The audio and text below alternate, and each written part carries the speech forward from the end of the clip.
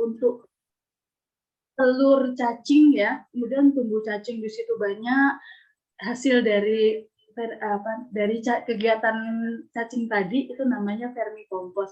Subur banget ini, teman saya ada yang nanam terus diposting gitu, oh ini hasil vermicompost ya. Jadi kompos itu bisa dari maggot tadi juga menghasilkan kompos, biopori menghasilkan kompos, cacing vermicompost itu kompos juga, takakura juga kompos. Jadi metode composting banyak jenisnya ya yang bisa kita coba. Nggak usah semua, mana yang sesuai dengan yang ada, gampang didapat, alat bahan tersedia, yang jangan nyusahin deh, pokoknya yang gampang prosedurnya kayak gitu ya. Nanti saya kenalkan sistem takakura. Jadi takakura itu dia komposnya kering, tidak becek, tidak bau. Nah, istimewa ini.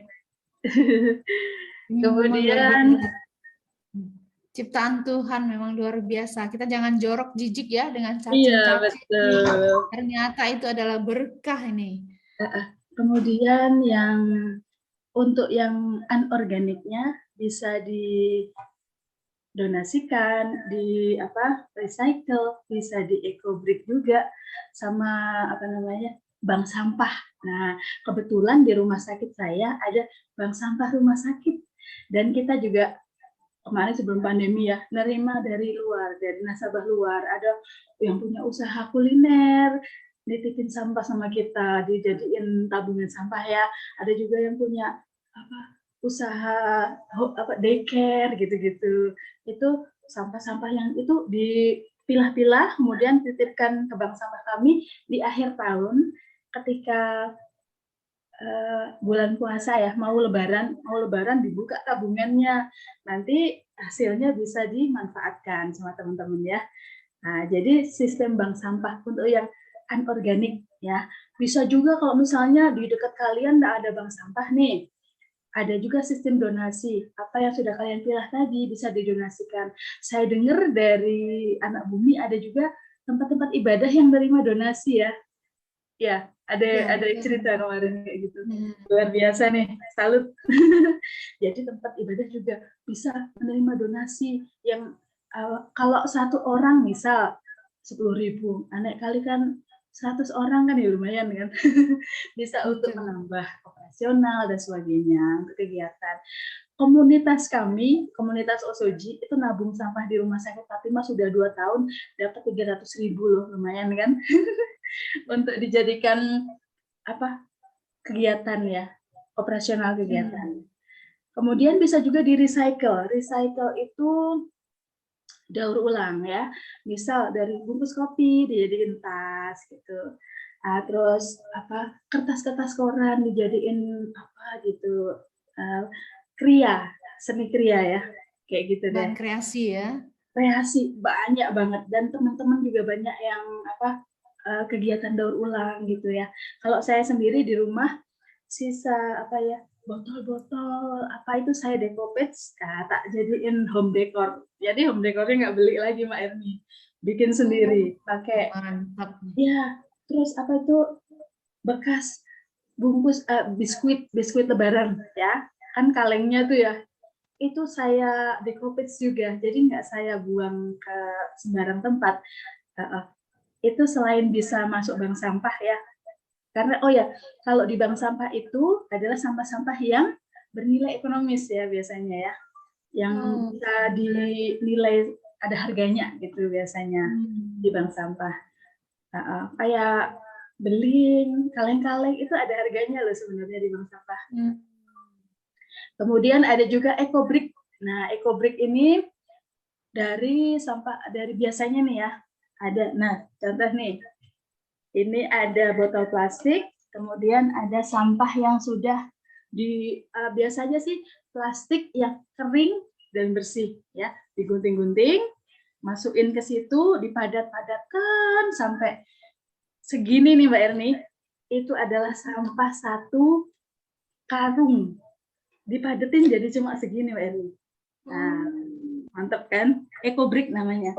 Eco-brick bisa dirangkai nih, dijadiin tempat duduk ya, saya pernah lihat itu tempat duduk dari bahan ekobrik, bisa jadiin pagar juga bisa. Banyak Wah, fungsinya. nggak Jadi terpikir saya. ya, ya, ya kayak gitu deh. Jadi banyak. Jadi organik bisa dimanfaatkan, anorganik bisa dimanfaatkan, semua bermanfaat. Jadi yang kita bawa ke TPA nanti itu yang B3 aja atau yang residu yang udah nggak bisa diapa-apain, yang di apa ya, di recycle nggak bisa, dijadiin kompos udah nggak bisa, ya, itu namanya residu. Itu yang kita bawa ke TPA. Jadi TPA-nya awet, nggak cepat penuh gitu ya. Oke, okay. Next. Ini saya baru sadar ini. Ternyata selama ini saya gabung semua tiga-tiga.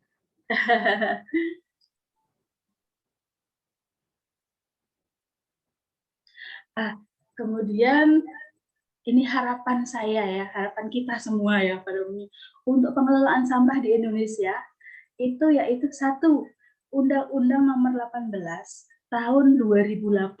Ternyata undang-undangnya malah 2008 ya. Jadi sampai sekarang hampir 13 tahun ya, tentang pengelolaan sampah bisa dijalankan sesuai regulasi. Nah, gitu ya. Ternyata undang-undang pengelolaan sampah kita umurnya udah 12 tahun ya, Mbak Irni ya. Nggak nyangka ya.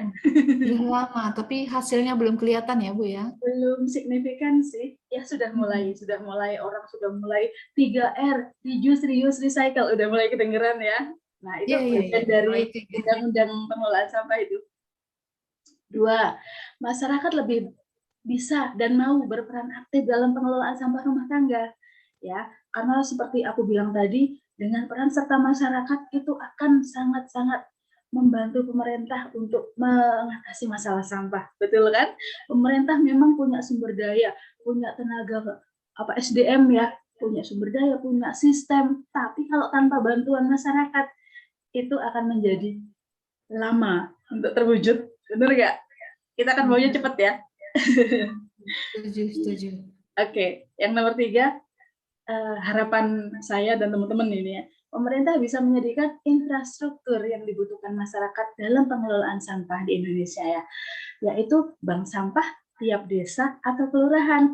Nah, kalau masyarakat sudah memilah-milah sampah di rumah, kalau tidak ada bank sampah, pasti kalau ditaruh di bak sampah depan rumah pasti dicampur aduk lagi kan. Nah, kalau ada bank sampah, itu yang sudah dipilah-pilah tadi, itu dibawa ke bank sampah dan ditimbang, dicatat, dijadikan tabungan sampah, akhir tahun dibuka jadi tabungan lebaran bisa, tabungan pendidikan bisa, untuk beli sepatu bisa, macam-macam deh, beli alat tulis paling enggak ya, minimal. Kemudian ada TPS T3R di tiap kecamatan. Jadi TPS T3R itu seperti TPS itu, tapi dia lebih kecil skalanya. Di situ ada, untuk saat ini ya, masih ada pemilahan di situ, ada pengomposan, ada magot juga, ya kayak aku ceritain tadi, ada pemanfaatan sampah untuk dijadikan macam-macam sih. Ya, ada TPS 3R, itu di tiap kecamatan harusnya ada tuh kayak gitu. Dan ada armada pengangkut sampah terpilah, seperti di lain tempat. Di lain tempat kan ada, kenapa kita enggak? Kan gitu ya. Terus penggunaan teknologi dalam pengelolaan sampah yang lebih maju. Jadi harapannya kita sih berharap mudah-mudahan teknologi yang digunakan dalam pengelolaan sampah itu bisa sama kayak di tempat lain kan gitu ya. Jadi paling enggak tidak ketinggalan gitulah, supaya kita juga ngeliatin TPA yang bergunung-gunung itu, hati itu rasanya kayak gimana gitu ya. Masa nggak ada sih teknologi yang bisa membantu. Nah, itu ya Mbak Erni ya. Sepertinya harus fokus ini. Ya, betul. Oke, next mungkin masih ada. Jadi kalau pemerintah bisa nambah satu lagi itu, bagaimana sosialisasi kepada masyarakat ya? Betul. Ya, nah ini saya di rumah ada bikin rumah edukasi pilah dan olah sampah ya. Nah ini yang sebelah kanan ya, itu ada sampah mudah busuk atau organik. Organik kan mudah busuk ya. Kemudian tidak mudah busuk itu yang anorganik. Ya, itu pemilahan sampah paling sederhana. Satu lagi B3 ya. Kemudian yang gambar sebelah kiri ini ada macam-macam aktivitas, ada urban farmingnya, yang sebelah kiri itu ada komposter drum ya, komposter drum kayak gitu tuh. Terus ada komposter yang warna-warni pink, hijau, itu ada komposter Takakura. Saya di rumah punya 3 Takakura jilid 1, 2, 3. Kalau satunya penuh saya pakai Takakura 2, Takakura penuh lagi saya pakai. Jadi tak gilir 1, 2, 3. Kalau 3 penuh saya pakai balik 1, balik lagi ke Takakura 1 lagi. Padahal saya jarang masak loh Mbak. Itu komposter bisa penuh kayak mana coba? Jarang masak loh. Apalagi masak Biasanya ya. kan kegiatan di rumah sakit udah penuh Mbak, udah apa ya, udah sibuk ya. Iya, Saya iya. juga apa namanya di rumah ada kegiatan juga di luar apa gitu, mengedukasi masyarakat, sering dipanggil untuk memberikan edukasi pilah dan olah sampah juga di PKK, di sekolah, dan di mana-mana deh. Sampai rumah nggak sempat masak, saya paling bikin salad gitu ya Mbak ya, bikin sop gitu. Lah kok 3 Takakura bisa penuh, coba gimana coba? Itu cuma satu aja loh, cuma saya 1 orang. Nah kalau satu kampung kayak mana coba? Oke, next. Nah, ini ada namanya MOL, mikroorganisme lokal ya. Nah, contohnya kayak gini. Ini bahannya dari sisa sayuran dan buah-buahan. Kalau saya sih sayuran sama buah-buahan. Karena dia mudah mengalami proses fermentasi ya. Bahannya gampang kok. MOL itu glukosa, karbohidrat, sama mikroorganisme. Mikroorganismenya bisa dari tape, Yakult, atau apa aja ya. Kemudian karbohidratnya saya biasa pakai air cucian beras ya. Glukosanya pakai gula tebu atau pakai gula kayak gula aren atau gula Jawa ya. Itu difermentasi ya. Kemudian disisakan tempat sedikit buat buat sisa fermentasi berupa udara, gas. Dan tiap hari harus dibuka tutup ya, kurang lebih 10 hari deh. Nah, dalam waktu 7 sampai 10 hari itu molnya udah jadi. Molnya bisa dipakai buat dekomposer untuk Takakura tadi, sama untuk itu siram-siram ya, untuk dicampur air perbanding 1:50 ya. Kemudian buat kalau orang bilang dikocorin di tanaman gitu ya. Alhamdulillah tanamanku hijau-hijau semua loh Mbak. Dari hasil mengolah sampah loh, dan saya tidak butuh pupuk kimia lagi. Asik kan?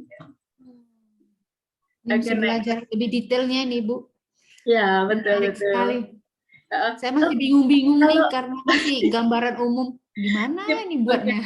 Ya, untuk detailnya kita ada channel YouTube, nanti bisa di-share ya. Channel YouTube baik. Osoji. Nah, bisa belajar dari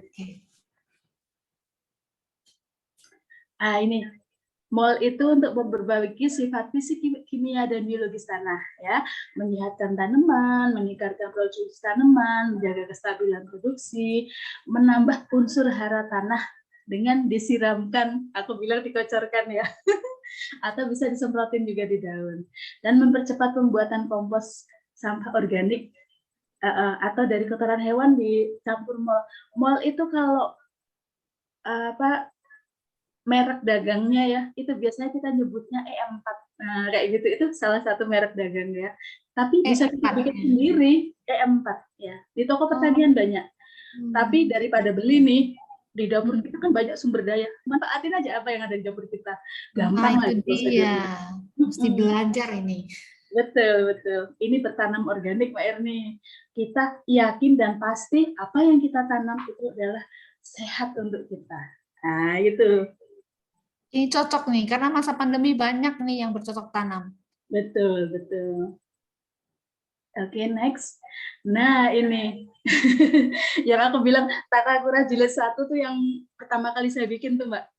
Itu warnanya pink, paling gede kapasitasnya ya. Itu kalau untuk rumah tangga pada umumnya ini cocok nih, gede gitu ya. Kalau untuk anak kos yang nomor 2 cocok ini. Lebih kecil kapasitasnya. Ini saya bawa contoh ini. Nih Takakuranya nih. Nah, Cantik tempatnya. Ini nggak seperti sampah nih. Nggak kelihatan seperti sampah. nah, gini, kalau untuk Takakura Pak Erni, karena kan bak sampah lobang kan nggak ada tutupnya nih. Saya modifikasi sendiri loh tutupnya, bikin sendiri. Nah, Itu terus dijual, Mbak. ada sama ini ada ya bantalan sekam namanya ya, bantalan sekam atas, bantalan sekam bawah ya. Terus sampahnya dipotong kecil sekecil mungkin karena nanti dia akan menjadi seperti teh gitu ya bentuknya ya komposnya. Nah ini molnya, mol yang untuk dekomposer tadi ya, untuk dekomposer Takakura. Ini hasil dari pembuatan mol. Ini masih proses, yang ini udah jadi. Nah gitu.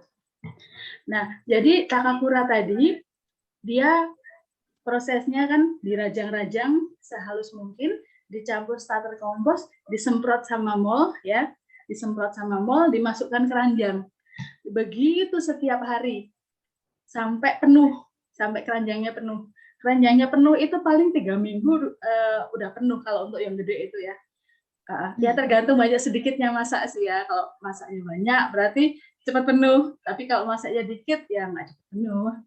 Dan amazing ya. Saya waktu bikin composting itu dalam waktu 1 minggu aja itu saya tengok lagi itu sudah menghitam Mbak Erni. Kelihatan udah Di tanah gitu ya. jadi compostingnya sedang berjalan ini. Wah luar biasa. Padahal modalnya cuma mall, terus alat Takakura sama sampah dapur kita udah gitu aja. Gampang kan? Kalau perlu tutorial ada di channel YouTube Oseji. Kita ada sharing tutorial tentang Takakura dan sebagainya. Siap, ini saya langsung lihat tutorialnya. Oke, Mbak Erni, Asik nih, next. asik. Ini manfaat keunggulan Takakura composting tadi ya, menambah kesuburan tanah, memperbaiki kualitas tanah, aman untuk manusia, tidak menimbulkan pencemaran, proses mudah, lebih cepat, kering, tidak busuk, nggak berulat. Mohon maaf, kadang-kadang kalau composting yang metode lain ya, ada beberapa metode yang lain. Itu kadang-kadang masih suka yang keluar belatung lah. Padahal sebenarnya belatung itu juga mempercepat proses juga. Cuman kadang-kadang, mohon maaf, ibu-ibu itu kadang-kadang kalau lihat belatung ngeri terus kabur, nggak mau lagi bikin. Nah, saya rekomendasi banget nih untuk ibu-ibu yang mau bikin kompos, let's do Takakura composting ya. Ini asik nih. Takakura nih dari mana ini? Oh ya, kalau Takakura itu Muncul dari Mr. nama Takakura. Takakura itu. Mr. Takakura dari Jepang. Beliau pernah melihat fenomena di Surabaya, sampah menumpuk dan sebagainya. Beliau bikin metode Takakura untuk mengatasi permasalahan sampah di Surabaya. Itu sudah dari 2005. Tapi mungkin sosialisasinya kurang kali ya. Jadi orang baru terpikir lagi. Saya waktu itu kan pernah Mbak Erni bikin metode komposter drum, pernah bikin composting ini model macam-macam, tak cobain atu-atu. Terus saya berpikir, aduh ada nggak sih metode composting yang nggak bikin ulat, nggak bikin cacing, nggak bikin becek, nggak bikin bau. Saya cari terus, akhirnya ketemu Takakura Mbak. Oh, ini alam merestui ini karena niat baik ibu ini. Oke, alhamdulillah Mbak. Oke, next. Ya, ini kegiatan bank sampah di rumah sakit kita, Mbak Erni. Nih, saya jadi tukang nyatet. Jadi, bapaknya nimbang-nimbang nih. Dapat dari, kalau di tempat kita setiap hari Selasa pagi jam 8 sampai jam 9 biasanya. Jadi, bank sampah tidak harus setiap hari, Mbak Erni. Cukup seminggu sekali jalan dah. Di Jakarta itu ada yang 2 minggu sekali. Tapi kalau 2 minggu sekali sampahnya keburu numpuk ya. Idealnya seminggu sekali sih, Mbak. Jadi kami bekerja sama dengan Bank Sampah Banyuwangi untuk mengambil sampah-sampah yang sudah dikumpulkan oleh setiap ruang perawatan. Jadi setiap ruang perawatan di rumah sakit kami itu sudah memilah sampah, Mbak. Jadi kalau ada sampah bernilai ekonomis langsung dimasukin ember gede ya. Ember gede itu setiap pagi itu diangkut ke gudang sampah di belakang. Sudah ada nama. Ini ruang UGD, ini ruang laborat, ini ruang perawatan Mina, ruang perawatan sofa, itu sudah ada namanya semua Mbak, tiap hari seperti itu. Dan setiap hari Selasa pagi kita timbang. Jadi terus kita bikin kompetisi Mbak, di akhir tahun ketika buka tabungan itu, ruang mana yang paling rajin memilah. Nah, dapat hadiah Mbak, gitu caranya. Ini konsep Jadi bank bagus. sampah rumah sakit kami kayak gitu. Jadi itu untuk apa dicatat-catat Ibu ya? Iya, Dicatat betul. itu nanti jadi tabungan dia. Betul, betul. Jadi tabungan sampah ya. Jadi yang namanya bank sampah itu yang ditabung dalam bentuk sampah anorganik ya. Kalau bank konvensional kan dalam bentuk uang ya. Jadi kita mengumpulkan sampah, kita pilah-pilah di rumah, kita bawa ke bank sampah sama bapak petugas ya, itu namanya ditimbang. Misal Mbak Erni minggu ini ya menyetor koran 1 kilo, terus nyetor plastik 1/2 kilo misal, terus kertas LKS, kertas apa gitu ya, terus kaleng-kaleng yang bekas biskuit tadi berapa, itu ada hitungannya semua tuh Mbak Erni. Jadi di total minggu ini Mbak Erni dapat nabung 50.000, lumayan ya. Kardus itu laku tuh di bank sampah. Jadi bisa diuangkan gitu ya Bu ya? Nah, nanti di akhir tahun ya, nanti kan ada ini nih, ada dibuka tabungannya ya, di hasil yang udah direkap tadi, di akhir tahun dibuka tabungan sampahnya. Oh, Mbak Erni dapat 200.000, alhamdulillah, wah asik tuh. Lumayan kan, 200.000 bisa buat beli cilok buat RT. Wah ini mau nih kalau ada yang buat bank sampah di lokasi saya nih. Ya, nanti di browsing ya, bank sampah terdekat di rumahku, ya, di browsing ya. Kalau enggak nanti kumpulin, didonasiin, misalnya di tempat ibadah mana yang nerima donasi bisa, atau di komunitas mana. Komunitas Osoji juga nerima donasi kok. Kalau kalian di rumah milah nggak ngerti mau diapain, bawa aja ke komunitas Osoji, kita nerima donasi juga. Ada beberapa teman yang udah mendonasiin ke komunitas Osoji untuk kita jadikan tabungan sampah. Gitu deh. Lanjut. Nah, itu tadi ekoenzim ya, cairan sejuta manfaat. Nah, ini masih on proses. Saya lihat tanggal bikinnya 14 bulan 5 21. Ini 3 bulan prosesnya ya. Tanggal panennya 14 bulan 8 21. Bulan 8 berarti masih bulan Agustus nanti ya. Itu saya bikin ada 2 bahannya. Kalau ekoenzim biasanya saya suka dari buah-buahan karena baunya lebih harum ya. Mall juga saya lebih suka buah-buahan. Sayur-sayuran juga bisa kok. Kalau sayur-sayuran nanti baunya agak kayak asinan gitu ya, agak kecut-kecut gimana gitu. Kalau buah-buahan lebih harum sih biasanya. Kalau saya suka yang dari bahan buah-buahan. Tapi kata pakar ekoenzim yang kemarin saya tanyain, paling nggak 5 jenis bahan. Jadi manfaat enzimnya bisa lebih maksimal, kata beliau gitu. Ya, prosesnya gampang. 1:3 banding 10. 1 gula, 3 bahan organik, 10-nya air. Cuman itu aja. Gampang kan? Alat-alatnya juga simple banget. Apa yang ada di sekitar kita aja ya. 1 bagian gula, 3 bagian bahan organik, 10 bagian air. Contoh nih, 100 gram gula merah bisa, gula merah tebu bisa. Kalau bisa jangan gula pasir ya, karena ada unsur kimia. 3-nya bahan organik, misal buah ini buah itu yang hampir busuk, tapi jangan yang busuk loh ya. hampir yang udah nggak enak dimakan deh karena udah agak lama gitu ya, tapi jangan yang busuk loh ya. Terus kalau yang busuk masukkan komposter aja. Kalau yang udah nggak bagus, nah itu bisa masukkan ekoenzim. Ekoenzim juga bisa untuk obat gatal-gatal bisa loh. Untuk ngerendam sayuran, bikin desinfektan. Keren, ekoenzim ini luar biasa loh. Ini bedanya mol dengan ekoenzim ini? Ah, bener. Bentuknya mirip ya. Iya. Yang satu begini, yang satu begini. Komposisinya, yang membedakan komposisinya. Kalau ekoenzim tadi 1:3:10 sudah tertentu ya. Itu dari penemunya dari Bangkok ya, seorang wanita dokter siapa gitu, saya agak lupa namanya. Ya, beliau yang menemukan. Ini sudah banyak komunitas ekoenzim di Indonesia, ya, bisa diikuti sama teman-teman. Nah, kalau untuk mol itu tidak ada perbandingan yang secara eksak gitu ya. Signifikan. Kita kira-kira aja sih kalau mol. Pokoknya jangan terlalu penuh ya. Dan kalau untuk proses fermentasi itu harus dibuka tutup tiap hari. Dia menghasilkan gas ya. Harus dibuka tutup tiap hari. Dan jangan terlalu penuh, sisakan tempat 3/4 aja. Ini untuk udara. Ya. Baunya kalau bener bikinnya ya seperti tape. Tapi kan fermentasi juga ya. Nah, mol ini kan fermentasi juga antara gula, bahan organik, air, mikroorganisme gitu kan. Dia baunya seperti tape, seger, seger kayak tape. Beda pemakaiannya, Ibu?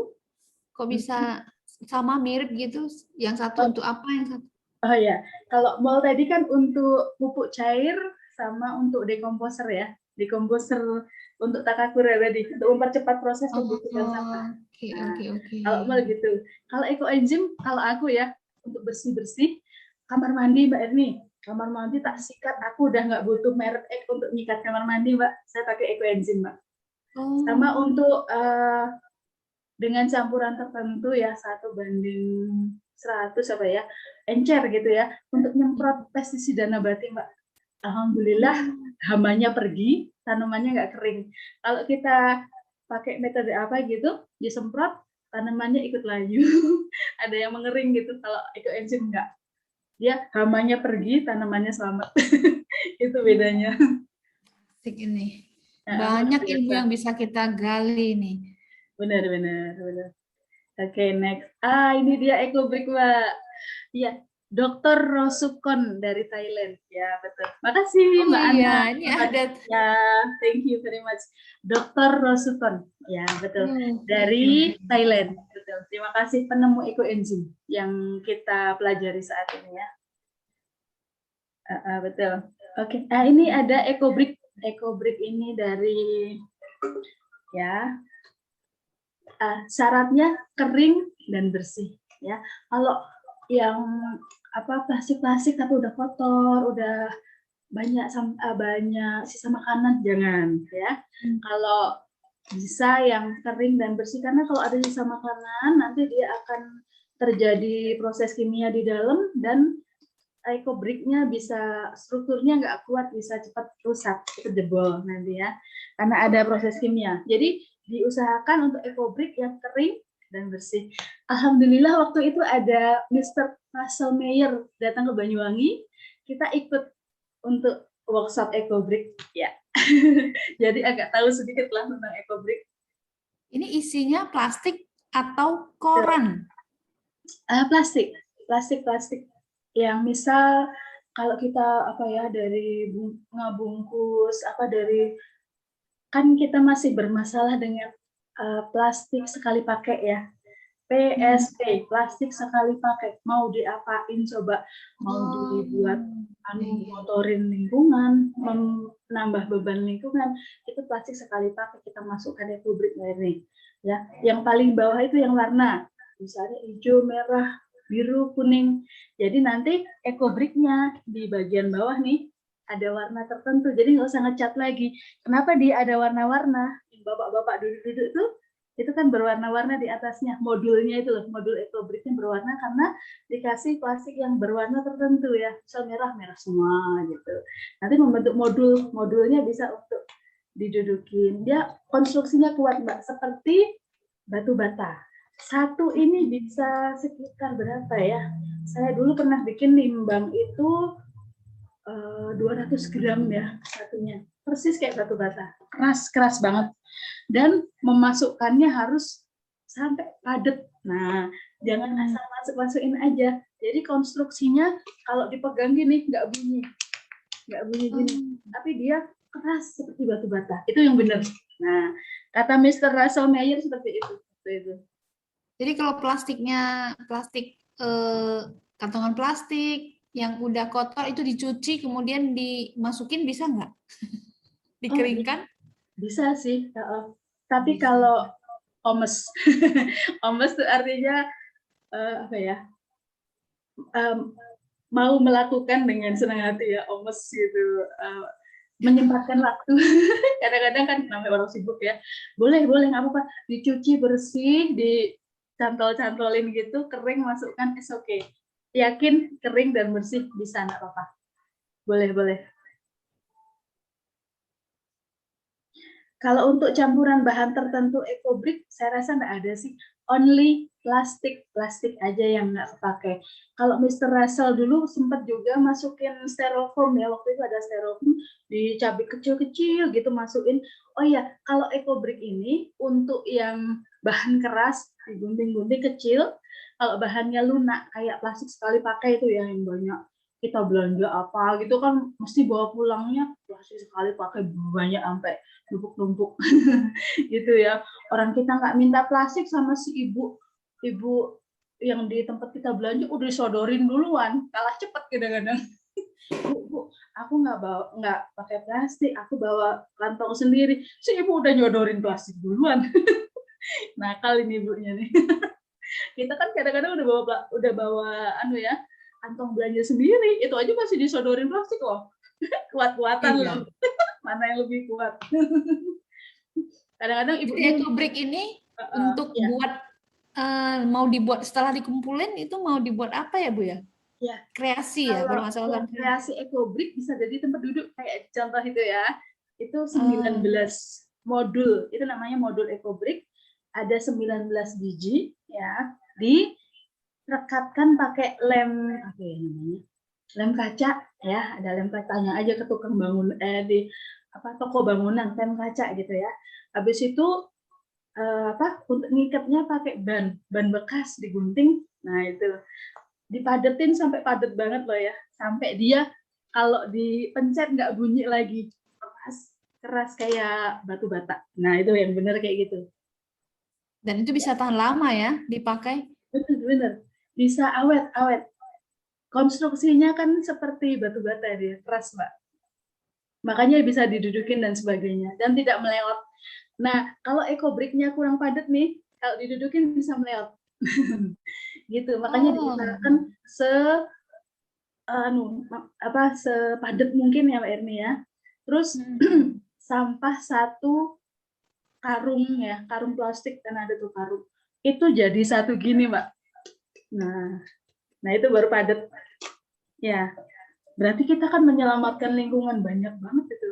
Ya, pokoknya plastik-plastik yang udah nggak kepake, bungkus instan bisa.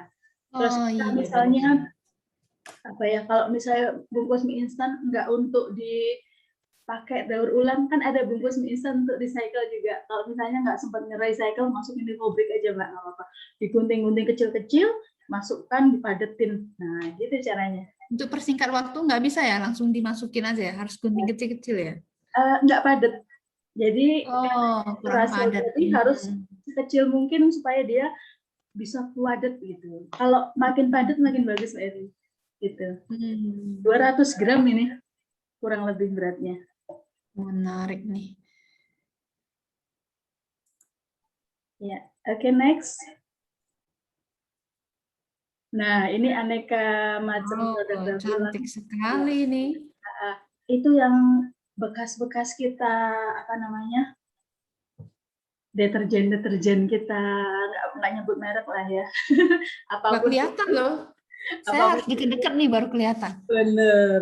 Berarti tekniknya bagus, nggak ngeliatin mereknya. Pinter nih bikinnya nih. Ya, jadi bisa dibikin misalnya apa ya? Sandal, kipas, bisa payung, bisa loh Mbak. Terus ini dari bahan kertas koran dilinting-linting gitu. Anakku di sekolah pernah disuruh bikin kria dari bahan kertas koran. Ya udah kita langsung bikin aja yang hampir-hampir kayak gitu. Nah, kertas koran bisa di recycle. Recycle itu merubah bentuk suatu benda untuk dijadikan bahan yang lain. gitu. Jadi merubah bentuk yang tadinya bungkus koran, yang tadinya kertas koran jadi begini, yang tadinya bungkus deterjen ya merek X lah gitu, kita rubah jadi gini. Mbak Erni tahu nggak tas ini yang di tengah nih ya, di tengah itu kan ada handle-nya warna coklat, tasnya warnanya, ayo dari Coklat. apa? Boleh tebak dari apa, ayo? Dari apa ini ya? Benang ya? Bukan. Bambu, kawat. Itu namanya Cantik nih. recycle, kan dari satu bentuk diubah jadi bentuk lainnya udah nggak kelihatan lagi kan dari Nggak apa. kelihatan. Iya. Keren ini. Iya, dari gelang aqua, gelang minuman kemasan, Mbak. Ale-ale aqua dan sebagainya. Itu diambil gelangnya aja, dirangkai-rangkai-rangkai, jadilah seperti itu. Bisa jadi tas belanja loh, Mbak. Aku punya tas belanja daur ulang dari bahan gelang-gelang tadi. Bagus banget. Dan orang ngelihatnya, Bu Dokter cakep banget, ini dari apa? Orang nggak tahu kalau itu dari recycle gelang minuman kemasan loh. Ini Bu Dokter yang buat sendiri nih? Enggak, kebetulan dari teman-teman dari banyak. Kan kita di Banyuwangi itu ada ibu-ibu merdeka dari sampah Banyuwangi ya. Jadi di tiap-tiap RT RW itu ada ibu-ibu yang dilatih untuk recycle, dilatih untuk bikin kompos. Jadi ada namanya Merdeka, program Merdeka dari sampah Banyuwangi, Merdeka MDS Banyuwangi. Itu ngajarin recycle, ngajarin kita mah ngumpulin aja dan motret-motret, Mbak. Kalau aku sih bikin decopage aja sih. Kalau bikin gini-gini, waktunya Mbak, aku ngerangkai gitu dari tahun berapa nggak jadi-jadi, Mbak. Ini udah bisa jadi guru prakarya ini. Butuh skill khusus untuk ngerangkai gini, Mbak. Ini suatu kriya, Mbak, soalnya. Harganya mau tahu nggak harganya? 50.000 ke atas. Jadi ini bernilai. Jadi dari recycle itu juga menambah nilai. Coba kalau sampah cuma ditabung di bank sampah doang, kayak gini nih, ditabung di bank sampah aja, nggak di recycle jadi apapun ya. Harganya ya cuman 500, 1.000, 5.000 sekilo ya. Tapi kalau misalnya dirubah jadi seperti itu, Mbak, bungkus-bungkus kopi, bungkus-bungkus saset-saset, biasanya saset-saset ya, di recycle harganya bisa 50.000, 100.000.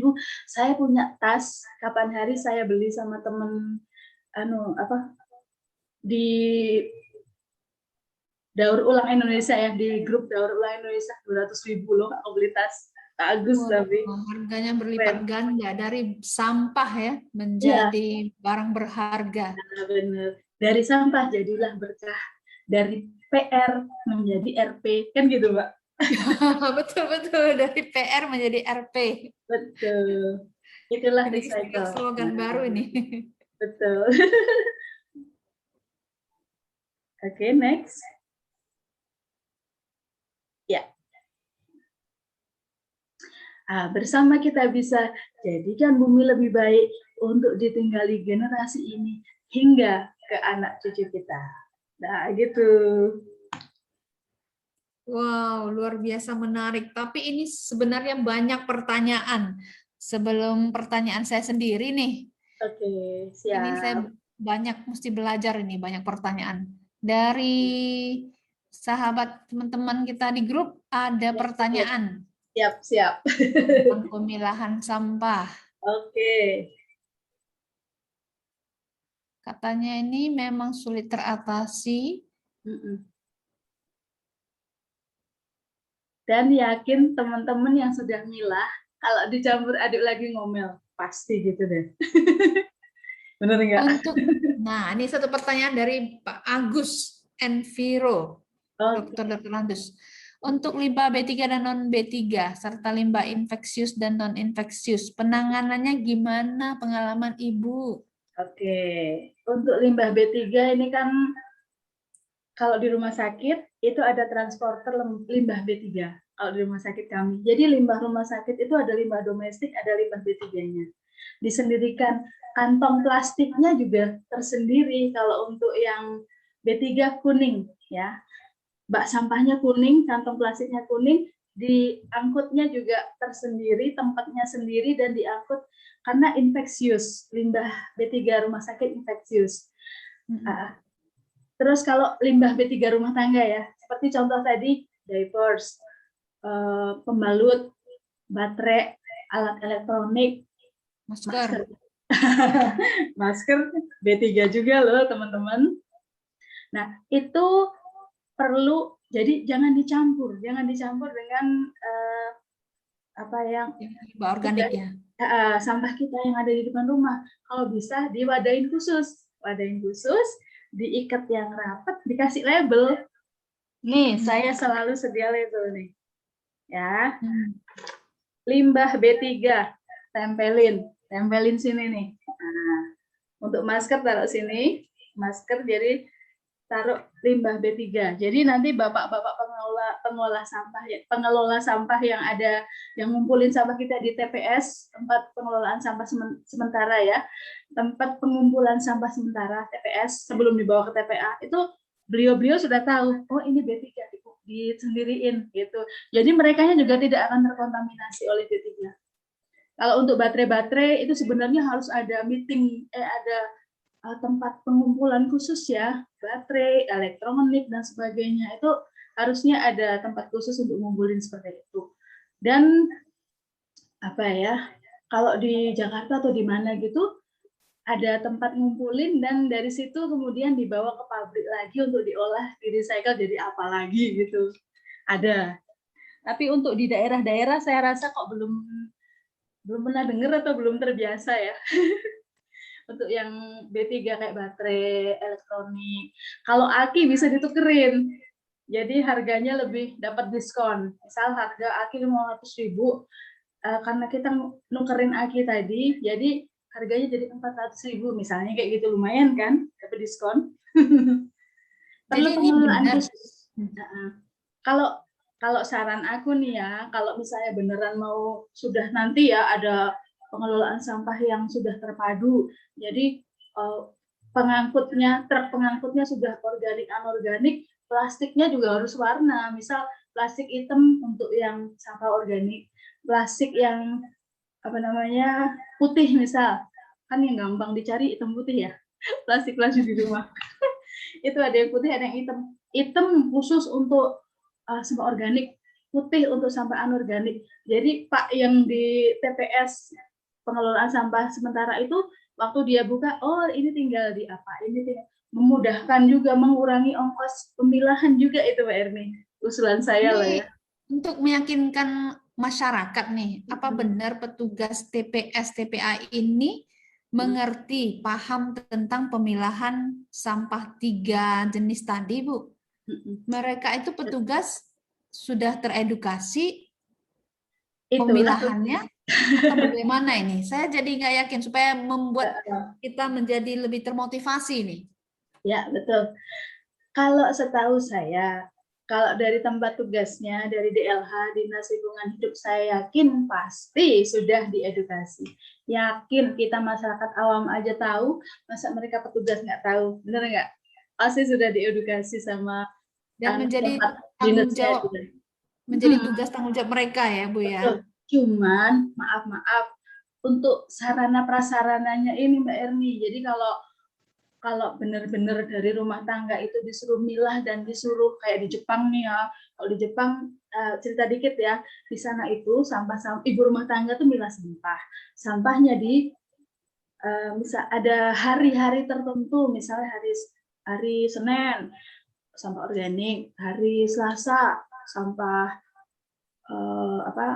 kertas, hari Rebo sampah plastik. Itu ada hari penyetoran sampah sampai kayak gitu loh. Sampai sedetil itu Mbak Erni. Kalau di kita kayaknya masih berat deh. Masih belum bisa. Memang setelah mendengar sosialisasi manfaat pemilahan sampah, walaupun TPS-nya tidak mengerjakan, sepertinya ini juga sudah tugas kita ya dari rumah tangga ya. Dan bukan tugas DLH aja untuk mengedukasi. Kita sebagai anggota masyarakat juga harus berperan aktif lah. Soalnya kita kan mau lingkungan yang lebih bersih kan, dan lebih sehat otomatis ya. Untuk kita sendiri juga ya Bu ya. Kita, keluarga kita, lingkungan kita. Nah, gitu. Nah ini ada pertanyaan Bu. Kalau buat mallnya bagaimana? Terima kasih dari Ana Susanti Padang. Siap. Nah, kalau mol yang kayak gini ya, itu tadi kalau saya biasanya pakai gula merah 1 ons, terus sampah bahan organiknya bisa sayur, bisa buah, dipotong kecil-kecil, kemudian dimasukkan ke dalam wadah. Wadahnya kayak gini, jangan penuh-penuh ya, 3/4 aja. Kasih air atau air cucian beras. Nah, ibu-ibu aku mau nanya, air cucian beras diapain ayo? Ayo kita buat mol. Air cucian berasnya dibikin mol ya Mbak Irma ya. Air cucian daging bikin mol juga. Jangan dibuang. Itu banyak mikroorganisme, banyak bakteri-bakterinya. Bagus untuk pembuatan mol. Gitu. Kalau air cucian piring, Bu, bisa? Kalau air cucian piring ada deterjennya ya.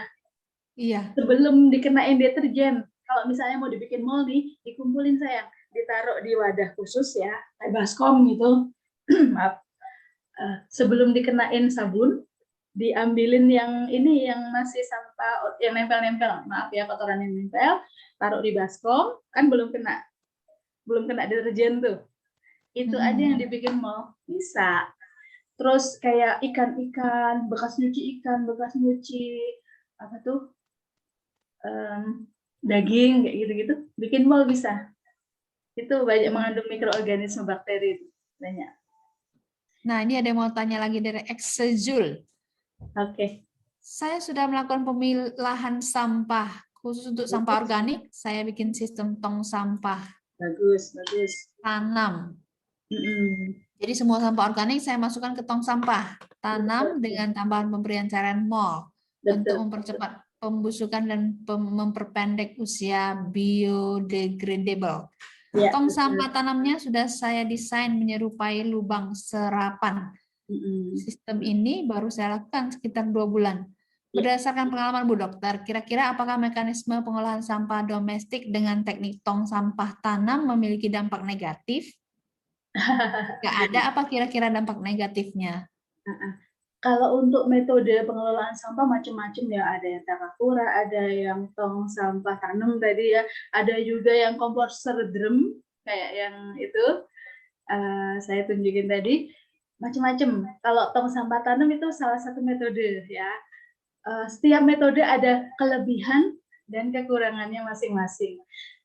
Selama itu mengikuti petunjuk dari apa ya, dari cara pembuatannya, insya Allah pasti akan jadi kompos. Jadi kompos itu masalah waktu, cepat atau lambat itu apa namanya pasti jadi kompos. Cuman kalau dengan bantuan mol bisa lebih cepat. Kalau untuk tadi pertanyaannya apakah berpengaruh, berdampak apa Mbak Erni tadi bilangnya? Negatif. Negatif. Saya rasa enggak ya. Asal mengikuti prosedur yang benar, insya Allah enggak akan menimbulkan dampak negatif. Betul, karena ini alami ya Bu ya. Saya rasa juga. Justru yang alami itu, jadi tanah itu sebenarnya dia hidup ya. Ada banyak mikroorganisme, cacing dan sebagainya, mikroba yang di dalam tanah tuh ya. Itu dia akan jadi gembur dan bagus untuk kegiatan tanam menanam ya, bercocok tanam ya. Coba bandingkan dengan pupuk kimia gitu, tanahnya jadi keras, mikroorganisme tanahnya nggak hidup, mati dia, nggak ada kesempatan untuk ini ya, gembur, tanahnya nggak bisa gembur. Bedanya seperti itu. Jadi ayo kita bercocok tanam organik ya, lebih bagus untuk lingkungan. Ini ada pertanyaan dari Ibu Ana, mol dan molase apakah sama? Sepertinya beda ya Bu ya? Beda Bu. Jadi molase itu kalau bahasa ini tetes tebu ya, tetes tebu itu bisa sebagai gula atau glukosa. Kalau di dalam mol ada 3 komponen, karbohidrat, glukosa, sama mikroorganisme. Ya, mikroorganismenya tadi bisa dari cucian apa tadi, cucian daging dan sebagainya gitu. Terus glukosanya dari molase. Molase itu tetes tebu kalau bahasa ininya ya, bahasa awamnya ya. Mol mikroorganisme lokal, kepanjangannya gitu. Cukup jelas? Mol itu salah satu jenis glukosa. Ya, gitu. Jadi kalau Bagian dari mall gitu. Molase bisa menjadi bagian dari mall. Ya, yang warna coklat nih, ini kan gula merah. Nah, kalau molase tadi bisa sebagai pengganti gula merah. Nah, dalam proses pembuatan mol. Nah, gitu ya. kalau kurang mengerti boleh Boleh, boleh. kunjungin itu ya, Osoji ya, Iya, mengenai grupnya pembuatan jangan mall. dibubarin. Grupnya yang ini, yang semi webinar ini jangan dibubarin. Nanti bisa tanya jawab sama saya di situ. Iya, oke, sip. Boleh lanjut ya, Ibu. Lanjut Kalau ya. kurang jelas, Hmm. nanti di grup WA-nya bisa bertanya lagi, Ibu Oke, dokter siap. siap melayani kita. Wow, luar Ya, biasa semangat Ibu dokter di dengan senang sela-sela hati. kesibukannya. Hmm. Oke, jadi ini ada lagi katanya saran Pak ke para ketua RT RW bagaimana ya bisa mendapatkan penyuluhan sosialisasi pengolahan sampah. Sebenarnya sih ini berawal dari kita sendiri masing-masing ya. Ya. Kalau menunggu dari pemerintah, satu dibandingkan dengan masyarakat yang beratus bahkan beribu berjuta, bagusan kita gerakkan yang banyak ini kesadaran dari rumah tangga masing-masing ya. Saling bergandengan tangan, ya, saling membentuk apa ya, link untuk kebaikan bersama lewat anak bumi bisa. Iya. Jadi anak bumi memang sudah bersedia orang-orang di dalamnya untuk mari kita sosialisasikan bersama, kita gaungkan bersama niat baik Dokter Bintari dan kita semuanya supaya bumi kita, lingkungan kita lebih indah, bersih, sehat. Betul. Lestari. Lestari, ya. Kita sama-sama berjuang. Tadi banyak ilmunya yang masih kita perlu tahu, itu bisa kita lihat dari YouTube ya, Bu ya. Ya, Informasi-informasi tentang pemilihan sampah tadi. ya. Dan Itu untuk materi, kalau untuk medsos kami aktif di Banyuwangi Osoji Club. Nah, di situ sering saya share-share tentang kegiatan-kegiatan lingkungan ya, bikin mall, bikin kompos dan sebagainya ya. Terus kalau untuk Instagram juga ada banyuwangi.osoji. Nah, itu ada juga. Di channel YouTube kita juga ada Banyuwangi Club, Osoji Banyuwangi Club. Ya, itu. Ya, bisa dihubungi di mana aja atau langsung ke Facebook saya Bintari Wuryaningsih. Oke. Cukup jelas mungkin? Sudah dijawab. Nah, kalau buat ekobrik itu isinya kain perca. Apakah bisa? Kalau yang saya pelajari dari Mr. Russell Meyer waktu itu, beliau ngajarkannya pakai plastik yang memang kan sudah nggak bisa diapa-apain ya, plastik sekali pakai ya, yang kering dan bersih. Cuman kalau untuk yang apa tadi kain-kain perca ya, itu coba kalau kita padat-padatkan, selama dia itu padat, tidak ada rongga, bisa dicoba, boleh dicoba, bisa. Saya rasa bisa kok. Yang penting kering dan bersih, itu syaratnya. Oke, baik. Nah, supaya bisa lebih interaktif, mungkin ada Bapak Ibu yang mau bertanya langsung, melambaikan tangan, silakan.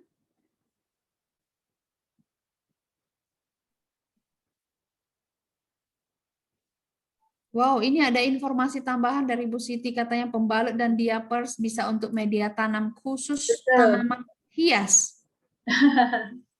Kreatif banget nih. Jadi gini, di Banyuwangi teman kita ada namanya Pak Hoirul dari Popokku Berkah ya. Beliau itu membuat media tanam pot gitu ya dari bahan diapers bekas ya. Setelah dibersihkan, dibikin styrofoam juga bisa dibikin pot loh, media tanam. Kita juga ada di channel Osoji bikin pot dari styrofoam ada. Ya, terus yang itu tadi apa namanya? Media tanam itu mungkin gelnya ya, Bu ya. gelnya dibersihin dulu, kemudian dicoba untuk nanam, kan ada gelnya tuh, bisa dicoba. Tapi ada yang hidup, ada yang mati, nggak tahu nih, mungkin kurang nutrisi atau gimana. Pokoknya kreativitas kita itu akan membuat sistem apa ya, pemanfaatan sampah menjadi lebih maju dan lebih bagus. Ya, kreativitas. Itu Bunda Yasmin dari komunitas Osoji, dari styrofoam ya. Styrofoam itu yang bekas kalau kita mesen makanan online tuh ya, itu banyak banget dibungkus styrofoam. Saya itu kepengen apa ya, kepikiran, aduh ini styrofoam dapat satu apa ya, dapat satu glangse kalau di Banyuwangi nyebutnya, karung, dapat satu karung beras gede, saya donasiin ke Bunda Yasmin, sama Bunda Yasmin dibikin pot dari bahan styrofoam. Sekarang sudah bisa. Mantap sekali. Iya. Dari Pak Samsul Rizal ini DLHK Aceh, ini ada izin mau bagi pengalaman. Ya, boleh. Mengedukasi publik kurangi dan pilah sampah. Mendorong masyarakat mau nabung sampah ke bank sampah.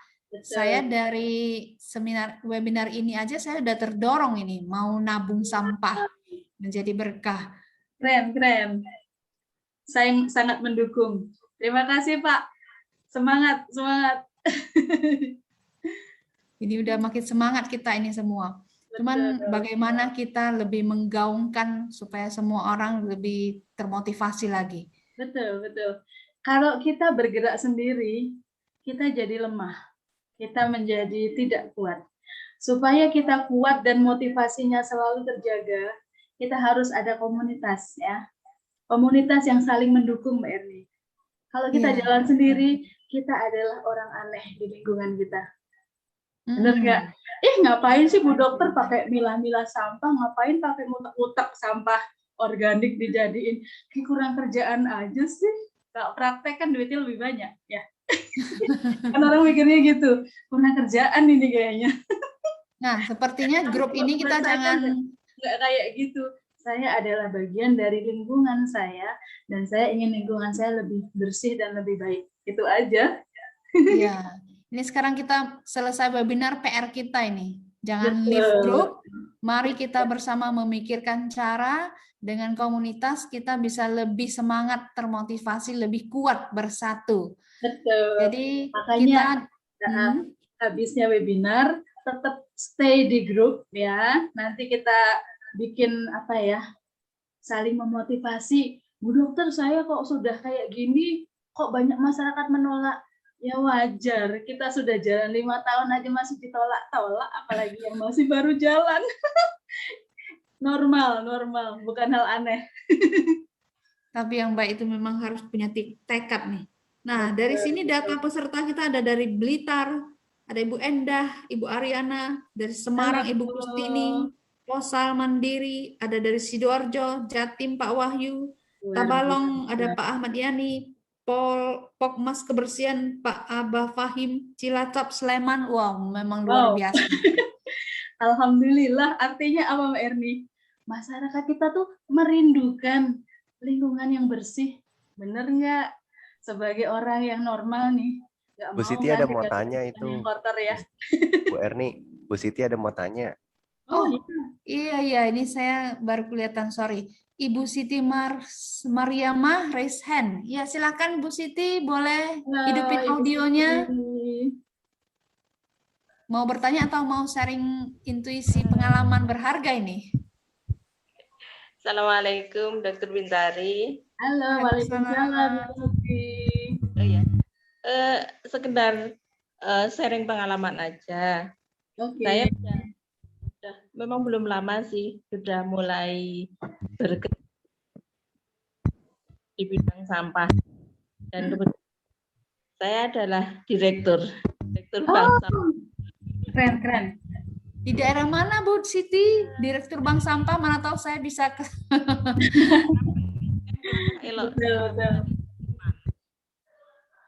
Dari Kabupaten Sleman, Ibu.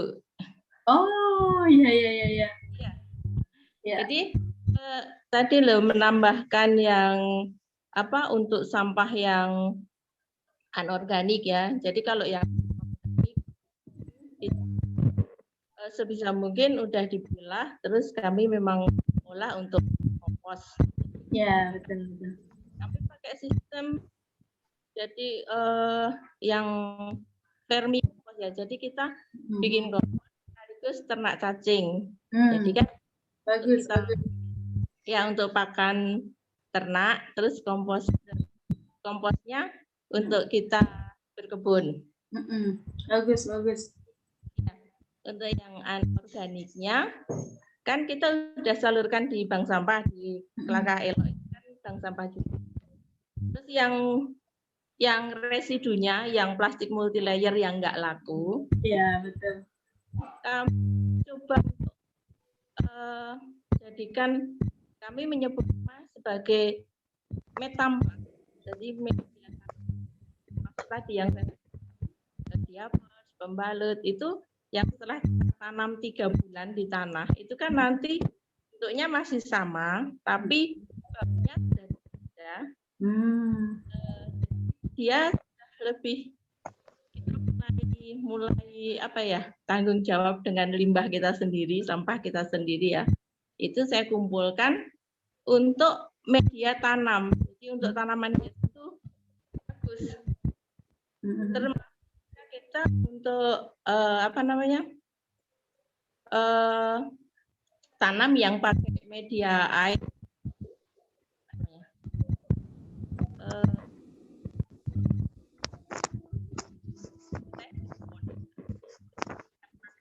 itu kan mahal.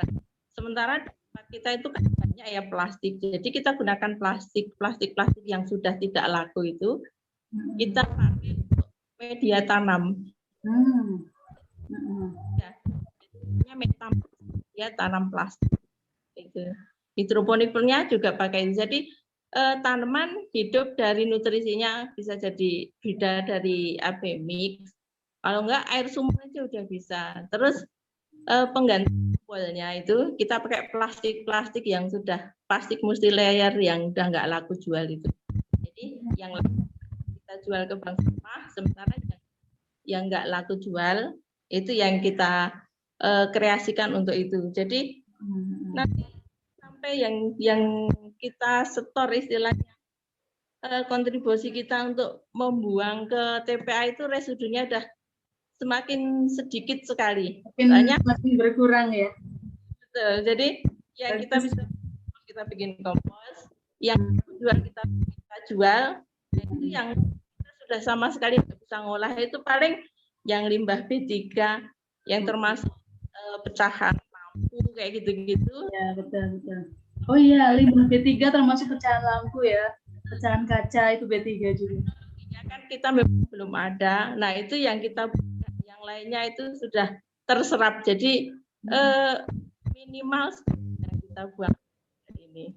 Menambahkan itu saja. Saya terima kasih sekali bisa ikut webinar ini, tambah lagi pengalaman, tambah lagi banyak teman yang bergerak di bidang ini. Tambah semangat ya Bu ya. Saling mendukung soalnya. Semangat Ibu Siti, kalau bisa Ibu Siti buka lagi cabang-cabang di mana ada bank sampah. Betul. Kita dukung. Makin diperluas, makin banyak nasabahnya Bu, dengan berbagai inovasi persampahan di bank sampah ya. Bagus. Itu saja, terima kasih sekali. Assalamualaikum.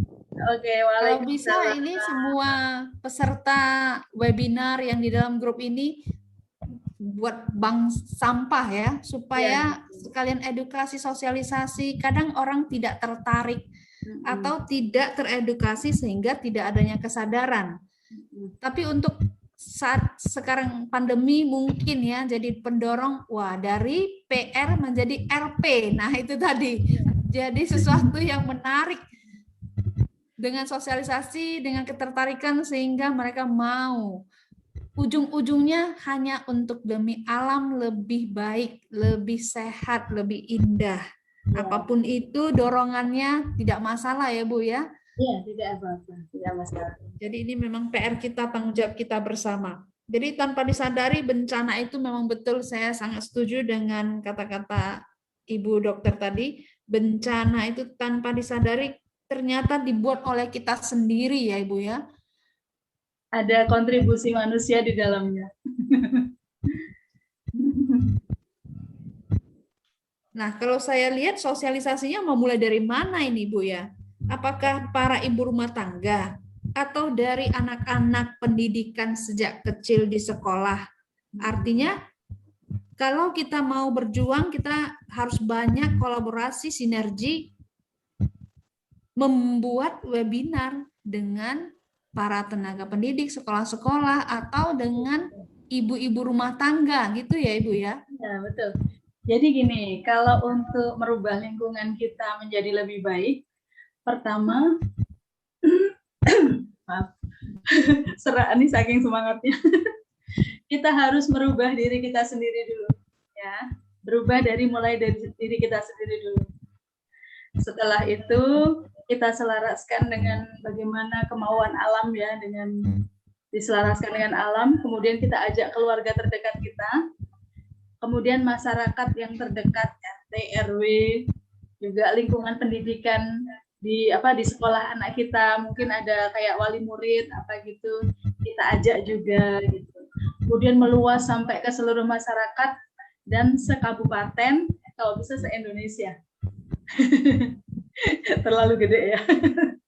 Mulai dari diri sendiri dulu, semua dimulai dari diri sendiri. Pasti Kemudian, bisa, pasti bisa. Saling mensupport di dalam sebuah komunitas, biasanya gitu. Kalau bergerak sendiri itu berat Mbak Erni. Tapi kalau kita bergerak bersama, itu langkah kita menjadi lebih ringan. Oke, baik. Jadi di grup ini saya lihat banyak sekali pecinta lingkungan ya, Bapak Ibu semuanya yang sudah melakukan kegiatan pilah sampah seperti Ibu Yuli ini alhamdulillah sudah bentuk bank sampah dari tahun 2013. Wow, sudah 7 tahun lebih nih. Hampir 10 tahun ini Ibu Yuli. Salut. Ya, luar biasa. Dan bisa bertahan sampai hari ini 10 tahun, luar biasa. Bank sampah rumah sakit saya aja baru 2 tahun loh Bu. Itu aja langkahnya sudah harus konsisten, menjaga konsistensi itu tidak mudah ya. Kadang kita rajin, kadang kita timbul suatu saat jenuh, bosan dan sebagainya ya, kadang-kadang ya. Mana lingkungan pada nggak mendukung, kok saya jadi orang aneh sendiri, bergerak sendirian. Tapi kalau kita dengan komunitas, kita menjadi lebih kuat. Gitu Mbak Erni. Saling memperkuat. Ibu dokter, saya sangat support ya, setuju. Ya, kalau bisa Ibu Dokter Bintari punya niat yang begitu semangat dengan Bapak Ibu semuanya, bisa nggak ya kita mendobrak, kita kerjasama dengan pemerintahan untuk sosialisasi dari lingkungan hidup kepada sekolah-sekolah. Itu memang paling penting dari pendidikan sejak kecil ya, sejak dini, dengan kegiatan-kegiatan pemilahan seperti kegiatan ekobrik gitu ya.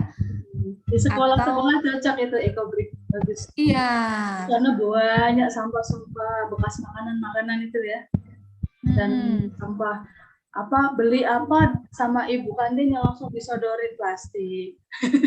Padahal kan belum makanan snack-snacknya gitu ya. Aduh itu cocok dibikin ekobrik gitu. Seperti tadi idenya Ibu Dokter sangat bagus. Kalau grup kita ini nanti kita bersama membuat satu namanya perlombaan untuk anak-anak sekolah. Iya. Sama masukin kegiatannya ke semua sekolah negeri, sekolah swasta.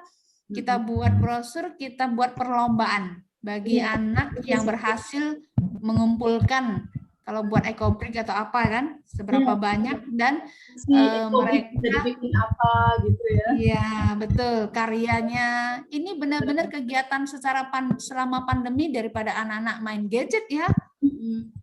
Jadi produktif dari rumah, edukasi dan lingkungan dari rumah kita gitu. Dan bermanfaat. Mungkin ada ide-ide lagi dari Bapak Ibu mau dari sisi mana. Kalau pandemi kita nggak bisa kumpul-kumpul, mungkin masing-masing rumah. Edukasi ini tentang webinar ini sebenarnya sangat bermanfaat. Kalau bisa YouTube ini disaringkan dan kita buatlah bersama sinergi kegiatan apa yang bisa kita post ke masyarakat medsos untuk bisa mengikuti kegiatan yang kita ciptakan bersama supaya kegiatan ini bisa lebih berhasil ya. Ada lagi dari peserta mungkin yang mau berbagi atau bertanya? Ini saya lihat di grup sudah banyak yang bikin bank sampah ya. Cuman untuk pelaksanaan bank sampah itu supaya tidak monoton, kan bank sampah kan nggak tahu ya tiap minggu atau 2 minggu sekali atau sebulan sekali. Kerjaannya kan cuman nyetor milah sampah di rumah, setor, terus dicatat, ya lama-lama kan monoton ya. Harus punya ide-ide kreatif supaya makin menarik bagi nasabah-nasabahnya. Apakah misalnya konversi dari tabungan sampah tukar emas, misalnya gitu ya, atau nabung sampah tukar setrika, nabung sampah tukar magicom, atau apa kayak gitu, tukar alat tulis atau gimana gitu. Harus punya inovasi gitu ya. Saya lihat bank sampah itu kalau nggak konsisten bisa tutup di jalan. Itu perlu konsistensi. Saya salut yang 10 tahun bisa berjalan dan masih konsisten sampai sekarang. Saya salut banget loh. Menyelamatkan bumi, juga mendapatkan berkah. Betul. Luar biasa. Merubah PR menjadi RP. Jadi Bu Dr. Bintari yang tadi sampaikan telah menjawab pertanyaan dari Ibu Yayu Suryaningsih Bestari. Ya. Bagaimana membuat warga yang kurang antusias untuk menabung. Ya tadi harus kreatif ya Bu ya. Betul. Cari caranya. Makasih Bu Dokter. Pengurusnya harus kompak. Ya, Ya. pengurusnya dulu intern ya. Kalau pengurusnya kompak, kita keluar itu gaungnya tuh luar biasa. Semangat pengurus-pengurusnya loh. Iya, warganya karena pandemi Dokter, jadi takut gitu loh. Oh iya, betul. Kan dari dinas juga tidak memaksa kalau pandemi. Ya, Kalau dulu sih saya giat sekali, tapi semenjak pandemi untuk pengelola juga tidak usah memaksa karena keadaan gitu. Jadi ya tadi kata dokter itu harus tuker magicom gitu ya dokter ya. terus setrika juga boleh. Iya, sebenarnya di tempat kami setiap tahun itu memberi sedikit lah kayak minyak goreng atau gula yang nabungnya agak banyak gitu. Oh, ada rewardnya ya? Ada. Jadi untuk beberapa ini pandemi ini agak menurun gitu loh. Tapi tiap bulan tetap kami setor ke BSI. Kalau di tempat kami BSI Bank Sampah Induk di Kota Pasuruan itu. Jadi di kota kami memang sudah banyak berdiri bank sampah sudah banyak. Kemarin sempat dari DLH bidang persampahan itu keliling ke semua bank sampah. Kebetulan saya juga mengikuti gitu. Terima kasih dokter tadi sudah dikasih tip. Mudah-mudahan saya bisa menjalankan. Oh ya, satu lagi, bekerja dari hati. Iya, memang betul dokter. Memang dari hati. Ikhlas, Saya mulai tahun 2013 dokter. Betul. Sampai sekarang. Hampir 10 tahun itu. Tetap semangat Ibu. Ya, terima kasih. Bangga dengan Ibu terus konsisten Ya, selama 7 tahun ini. Iya. Oke. Nah, karena waktu kita sudah penghujung, Nggak kerasa kita juga ya. mau beristirahat untuk beraktivitas lagi untuk keesokan harinya. Jadi sesi tanya jawab kita selesai sampai di sini dan berikutnya kita akan foto bersama. Ayo silahkan nyalakan videonya, pasang senyumnya yang paling bagus. Kita saling semangat ya. Anak bumi. KR. Oh ya, 3R, salam 3R. Recycle. Salam Reduce, 3R. reuse, 3R. recycle. Ya. Reuse. Recycle. Reduce, reuse, recycle. Oh, reduce, reuse, Reuse, recycle. recycle. Recycle. Oke, silakan. Panitia, kita foto bersama. Ayo sama-sama nyalakan videonya. Kayaknya banyak yang belum nyalakan video nih. Iya. Semangat nyalain videonya yuk. Ini memang kita semua berjodoh dikumpulkan malam ini bersama kita semua satu keluarga. Anak bumi. Keluarga anak bumi. Bagaimana Salam panitia? bumi. Salam bumi, Bu. Salam bumi. Ya, salam Pasti bumi pasti lestari. lestari. Salam bumi pasti lestari. Ya, Salam bumi pasti, pasti lestari. lestari. Pasti lestari. Betul. Udah ada dua ini. Reduce, reuse, recycle. Recycle, ya. Salam bumi Pasti lestari. lestari. Satu lagi, anak bumi, salam harmonis. Oh gitu. Salam anak bumi, salam harmonis. Harmonis. Kita akan ketemu lanjut terus di WA group sama-sama memberikan semangat. Ayo, saya jadi semangat ini Semangat. untuk mulai dari diri sendiri, memilah sampah dari rumah tangga sendiri. Ya, betul. Silakan kunjungi website Anak Bumi, silakan bergabung untuk mendapatkan informasi webinar selanjutnya yang pastinya seru, menarik, nyata, dan bermanfaat. Jadi ini sudah kali keberapa ya? Kemarin itu kita angkat tentang kemanusiaan. Dan kali ini tentang hidup sehat alami, tentang limbah. Kalau mengelola Oke. sampah dari rumah. Iya, limbah dari Rumah. sampah limbah bermula dan berakhir di setiap rumah tangga. Oke, terima kasih Bapak Ibu semuanya yang telah setia mengikuti hingga selesai.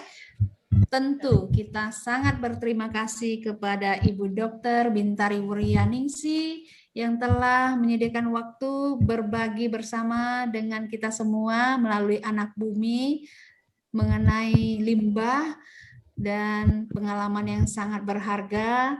Kita belajar banyak, semoga PR ini menjadi tanggung jawab kita bersama, bisa kita tuntaskan bersama. Ya. Harapan semua manusia dan makhluk hidup adalah hidup harmonis, bahagia bersama, Waras dan alam. iya, hidup harmonis juga dengan alam. Mari bersama saling bersinergi. Oke. Terima kasih. Terima kasih atas kehadiran Anda semua. Sampai jumpa di webinar berikutnya. Dan sampai jumpa di webinar selanjutnya.